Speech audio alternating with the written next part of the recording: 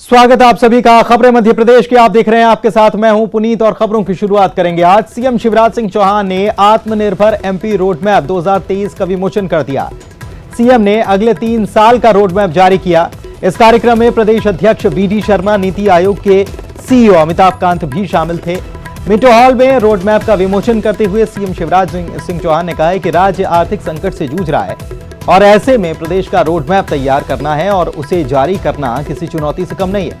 CM ने कहा है कि जनता की जो भी अपेक्षाएं हैं उनको पूरा करेंगे, क्योंकि सत्ता के सिंहासन पर बैठकर समय नहीं काटा जाएगा। वहीं यह भी कहा है कि रोड मैप पीएम मोदी से प्रेरणा लेकर तैयार किया गया है। इसके लिए हम जी जान से कोशिश कर रहे हैं एमपी को नंबर 1 का राज्य बनाएं।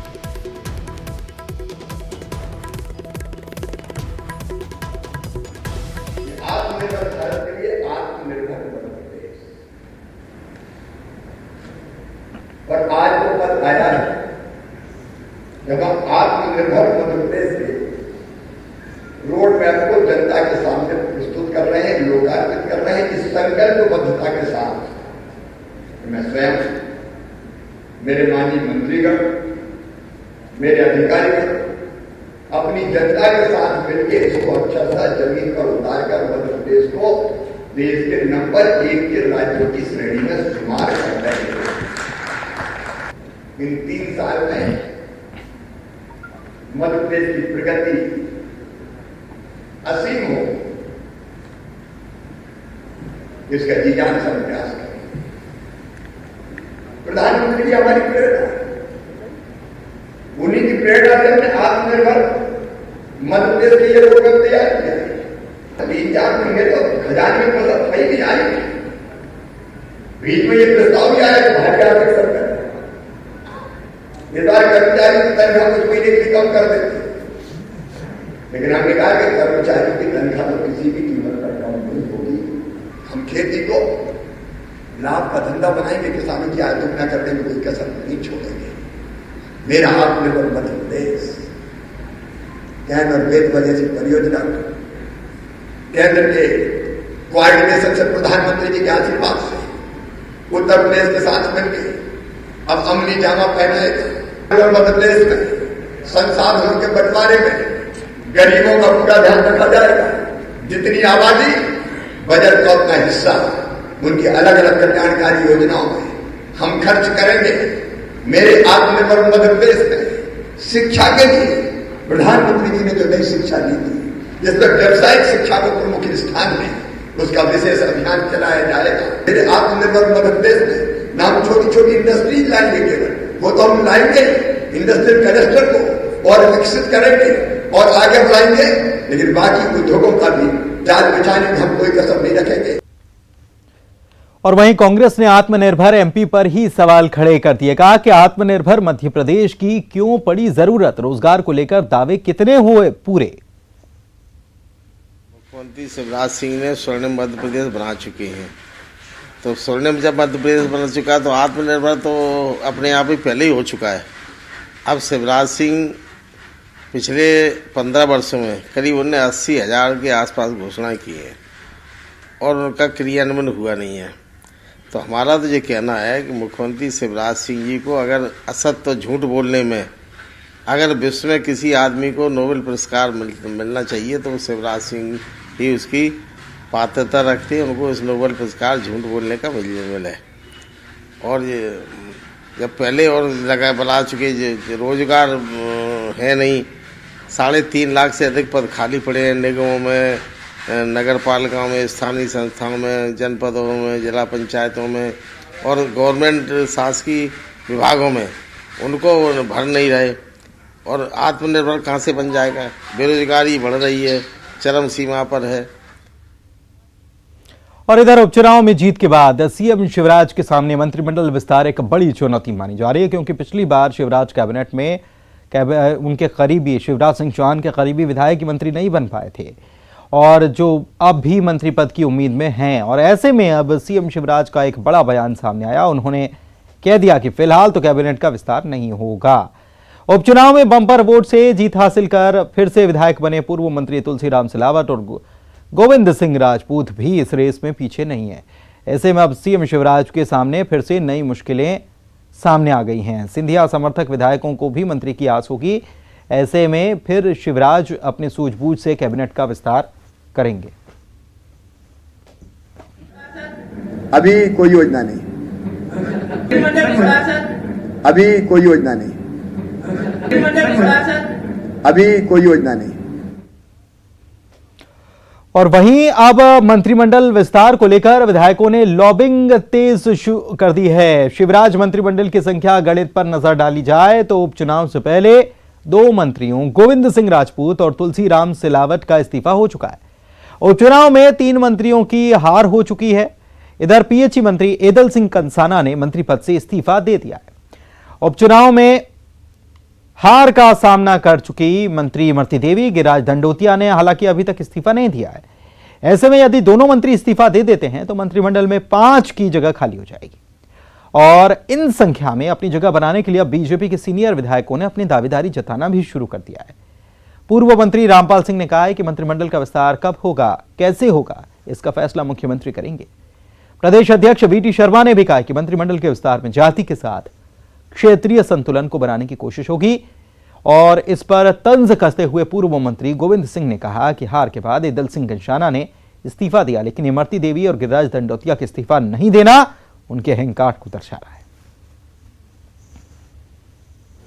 बिंदी क्षेत्र को भी प्रतिनिधित्व मिला है और मिलेगा, जहां आवश्यक है वहां मिलेगा ही। लेकिन केवल ये नहीं है कि कोई प्रतिनिधित्व मिलने वाला नहीं है, जहां आवश्यक है। और मध्य प्रदेश भारतीय जनता पार्टी तो सर्वस्पर्शी और सर्वव्यापी है। कहाँ कमी है, कहाँ ठीक करना है, ये हमारा नेतृत्व माननीय मुख्यमंत्री जी का अधिकार है। वो इस पर बहुत अच्छे से विचार करके चीजें होंगी। इमरती देवी तो कह रही है मंत्री बनी रहूंगी मैं। ठीक है, इमरती जी हमारी बड़ी वरिष्ठ नेता हैं और हार जीत तो लगी रहती है, इसलिए उनके मन में जो आया होगा एक बार देखेंगे। प्रदेश नेतृत्व माननीय मुख्यमंत्री जी संगठन जहां चाहेंगे, जिसकी उपयोगिता होगी उसका वो तय करेंगे।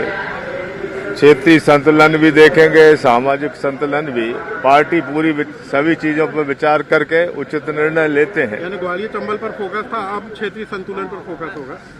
सभी चीजें पर विचार हमारा नेतृत्व करते हैं, उसमें हम लोग काम करते हैं। देवी जी ने और दूसरे हमारे दंडोतिया जी ने जो कहा है कि हम अभी विचार करेंगे, ये बेशर्माई की हद है।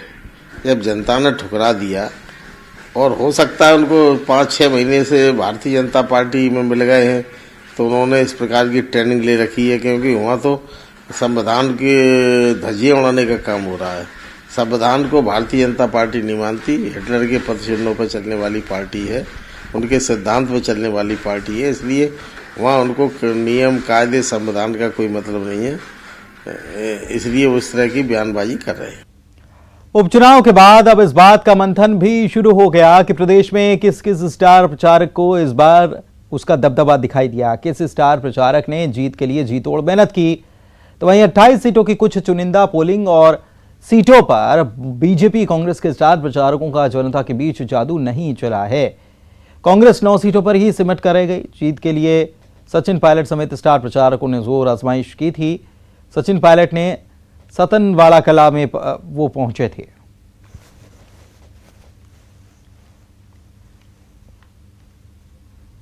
जनता पार्टी को मध्य प्रदेश में जो इतनी भारी सफलता मिली है उसमें माननीय शिवराज सिंह चौहान जी, माननीय नरेंद्र सिंह तोमर जी, माननीय सिंधिया जी, नरोत्तम मिश्रा, गोपाल भार्गव, वीडी शर्मा, ये जो हमारे स्टार प्रचारक थे उनके कारण मिली है। और कांग्रेस में तो एकला चलो कमलनाथ थे, उसके बाद उनने पूरे स्टार प्रचारकों को घर बिठा लिया था। फिर कुछ प्रवासी पक्षियों को बुलाया था। उन प्रवासी पक्षी चाहे सचिन पायलट हों, चाहे भूपेश बघेल हों, छत्तीसगढ़ के मुख्यमंत्री, इनका कोई मध्य प्रदेश में असर नहीं पड़ा, क्योंकि जनता को मालूम है कि प्रवासी पक्षी आएंगे, अपना काम करेंगे, दाना चुगेंगे और उड़। देखिए, मुरैना और ग्वालियर में सिंधिया जी का जो क्षेत्र कहलाता, वहाँ सचिन पायलट का बहुत असर पड़ा। सचिन पायलट ने गुर्जरों का जो हमारा वोटर था उसके ऊपर असर डाला और उससे काफ़ी सीटों पर हमको फ़ायदा हुआ।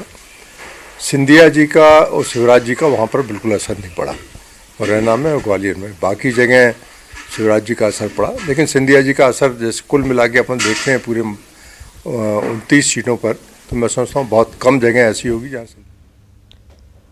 और इधर कांग्रेस को उपचुनाव में मिली हार के बाद अब आत्ममंथन की बात कही जा रही है। उपचुनाव में हार को लेकर कांग्रेस ने उम्मीदवारों और विधानसभा प्रभारियों से गोपनीय रिपोर्ट के साथ उपचुनाव में नुकसान पहुंचाने वाले नेताओं और कारणों को लेकर भी साक्ष्यों के साथ रिपोर्ट मांग ली है। इसकी जानकारी कांग्रेस प्रवक्ता भूपेंद्र गुप्ता ने दी है। पार्टी के वरिष्ठ नेता मानक अग्रवाल ने भी कहा कि कांग्रेस को आत्ममंथन करने की दरकार है।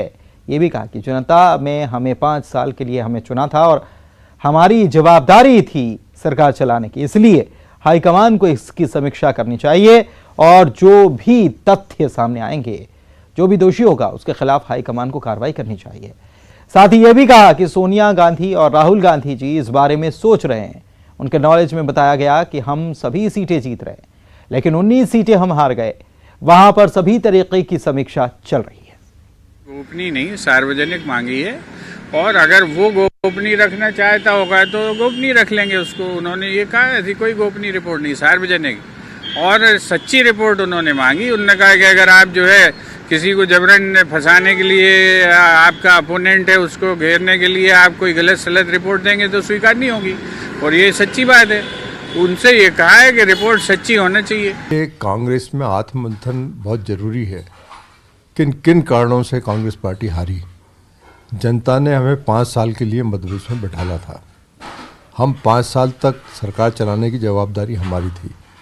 जो भी कारण हो उस पर आत्ममंथन होना चाहिए और ये आत्ममंथन बड़े लेवल पर होना चाहिए और इसकी समीक्षा निश्चित रूप से कांग्रेस हाईकमान को करनी चाहिए, क्योंकि कांग्रेस हाईकमान जब समीक्षा करेगा तो सारे तथ्य उसके सामने आ जाएंगे और जो भी इसमें दोषी हो उसके खिलाफ कांग्रेस हाईकमान को कार्रवाई करनी चाहिए। इधर इंदौर सेंट्रल जेल में बंद कंप्यूटर बाबा को जमानत मिल गई है। एसडीएम कोर्ट ने सशर्त 5 लाख रुपए की बैंक गारंटी पर जमानत के आदेश दिए। इंदौर के नजदीक गोमटगिरी इलाके में अवैध निर्माण के कारण आश्रम गिराने का विरोध करने पर बाबा समेत 7 समर्थकों को गिरफ्तार कर लिया गया था। बाकी समर्थकों को तो पहले ही बेल मिल चुकी है। इसके पहले यह लग रहा था कि इंदौर सेंट्रल जेल में बंद कंप्यूटर बाबा की दीपावली भी जेल में ही मनेगी। एसडीएम कोर्ट ने उनकी जमानत याचिका फिर निरस्त कर दी थी। आश्रम का अवैध कब्जा ढाने गई सरकारी टीम के काम में बाधा डालने के कारण कंप्यूटर बाबा समेत उनके जो और साथी थे 8 नवंबर से जेल में थे। इंदौर जिला प्रशासन एवं पुलिस द्वारा संयुक्त कार्रवाई करते हुए कंप्यूटर बाबा को सीआरपीसी धारा 151 के प्रावधानों के अंतर्गत हिरासत में लेते हुए जुडिशियल रिमांड में भेजा गया था। पश्चात में एसडीएम कोर्ट द्वारा उनकी जमानत को अस्वीकार किया गया। आज कंप्यूटर बाबा की जमानत को स्वीकार करते हुए एसडीएम महोदय ने 5 लाख रुपए की बैंक गारंटी जमा होने की शर्त पर रिहा करने के आदेश जारी। और विकास हमारे सहयोगी हमारे साथ इस वक्त फोन लाइन पर जुड़े हुए हैं। विकास, क्या कंप्यूटर बाबा आज ही बाहर आ पाएंगे? इसको लेकर भी संशय था, क्या आज आ जाएंगे बाहर? बिल्कुल पूरी, जिस प्रकार से मैंने पूर्व में भी चर्चा के दौरान जिक्र किया था कि रिहाई पर अभी भी संशय बरकरार है। जिस प्रकार से मेरी कुछ समय पूर्व ही जेल के अधिकारियों से चर्चा हुई, उसके मुताबिक उन्होंने स्पष्ट बना किया है कि अब तक उन्हें कोई रिहाई का आदेश अब तक प्राप्त नहीं हुआ है। लिहाजा जेल रिहाई का आदेश जब तक प्राप्त नहीं होगा तब तक ये कयास ये लगाए जा रहे हैं कि उनकी जमानत आज हो पाएगी। हालांकि जेल मैनुअल की अगर बात की जाए तो सूर्यास्त से पूर्व जो आदेश वहां पहुंचते हैं और उसके बाद जेल रिहाई का जो वक्त है वो सूर्यास्त के तक संभावित होता है। तो उस लिहाज से ये कयास लगाए जा रहे हैं और जो जानकारी मिल पा रही है कि आज जो कंप्यूटर बाबा है उनकी जमानत या उनकी रिहाई आज हो पाना संभव नजर नहीं आ रही है। और ये एक और बात सामने निकल कर आ रही है कि जो जिस प्रकार से बैंक गारंटी की सशर्त जमानत के आदेश एसडीएम कोर्ट के मार्फत दिए गए थे, एसडीएम ने पारित किए थे, बैंक गारंटी जमा करने के बाद ये जेल रिहाई का आदेश जारी होगा और वो जब आदेश जेल पहुंचेगा तब जाकर रिहाई हो पाना संभव है। और जो सूत्र बता रहे हैं, जिस प्रकार से जानकारी मिल रही है कि जिस एसडीएम कोर्ट से ये आदेश जारी हुआ था जमानत का, उस एसडीएम का प्रभार भी संभवतः बदला गया। हालांकि अभी इसकी स्पष्ट जानकारी बहुत ज्यादा नहीं है, लेकिन ये जिस प्रकार से मैंने पूर्व में भी जिक्र कर दिया था कि आज रिहाई होना अथवा नहीं होना इस पे संशय बरकरार था और अभी संशय बरकरार ही है, क्योंकि अभी तक जेल अधिकारियों के पास कोई जेल रिहाई का आदेश नहीं पहुंचा है। पुनीत, सूर्यास्त भी हो चुका है, अब देखना होगा। चलिए ठीक है, शुक्रिया विकास आपका इस जानकारी के लिए। और इधर मंत्री नरोत्तम मिश्रा आज दतिया पहुंचे थे। ग्वालियर हाईवे पर बड़ौनी तिराहे के पास बनने वाले पुलिस आवास के लिए भूमि पूजन किया। 44 करोड़ रुपए की लागत से पुलिस अधिकारियों और कर्मचारियों के लिए यहां पर आवास बनाए जा रहे हैं। इस मौके पर मंत्री नरोत्तम मिश्रा ने लॉकडाउन के दौरान पुलिस के कामों की तारीफ की। अपने दतिया दौरे के दौरान उन्होंने लोगों की शिकायतें भी सुनी।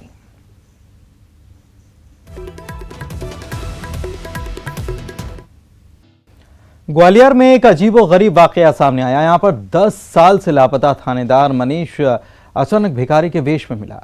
वो कचरे में खाना तलाश रहा था और जब डीएसपी रत्नेश तोमर और विजय भदौरिया ड्यूटी से लौट रहे थे तभी ठंड से कांपते इस शख्स को उन्होंने देखा और उसको ठंड से बचाने के लिए जैकेट दी। तभी कचरे के ढेर में बैठे इस शख्स ने रत्नेश और विजय सिंह को उनके नाम से पुकारा। हैरान डीएसपी ने जब इस व्यक्ति से बातचीत की तो पता चला कि इनका नाम मनीष है और ये मनीष वही हैं जो उनके बैचमेट थे, मनीष मिश्रा। दोनों अफसरों ने मनीष को स्वर्ग सदन आश्रम पहुंचाया है। आपको बताएं कि मनीष मिश्रा पिछले 10 साल से लापता थे और 2005 में मानसिक संतुलन बिगड़ने के बाद उन्हें नौकरी से बाहर कर दिया गया था।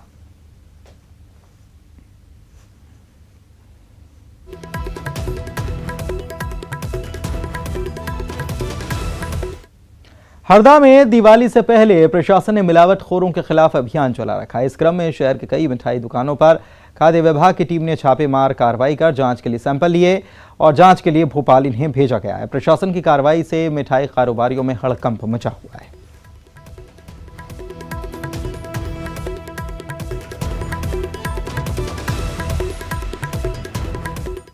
वहीं छतरपुर में दीपावली के मौके पर बुंदेली मोनिया नृत्य की धूम है। यहां पर सैकड़ों की संख्या में टोलियां जगह जगह जाकर मोनिया नृत्य कर खुशियां मना रही है।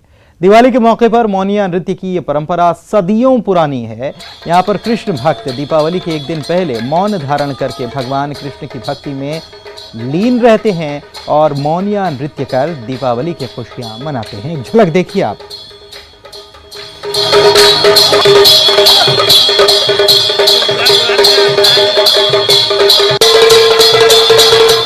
और चलिए अब बात करेंगे धनतेरस के पर्व।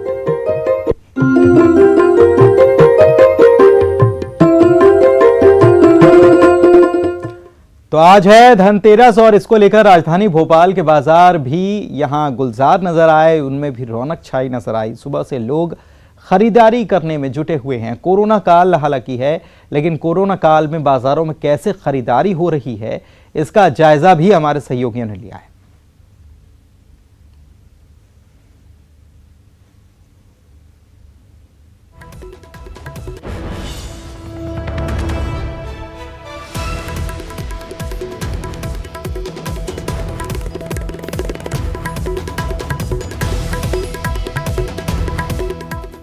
तो दिखाया हमने कि किस तरीके से बाजार पूरे तरह से सजे हुए हैं। धनतेरस पर सोने की खरीदी भी काफ़ी शुभ मानी जाती है। लोग सोने को खरीद रहे हैं। हालांकि सोना पिछली बार से इस बार बहुत महंगा भी है, लिहाजा थोड़ा ही सही, लेकिन चूंकि आज धनतेरस का पर्व है तो शुभ माना जाता है, इसलिए खरीदी हो रही। ग्वालियर में भी धनतेरस को लेकर रौनक देखी गई और महाराजवाड़ा के बर्तन बाजार भी सजे हुए नजर आए।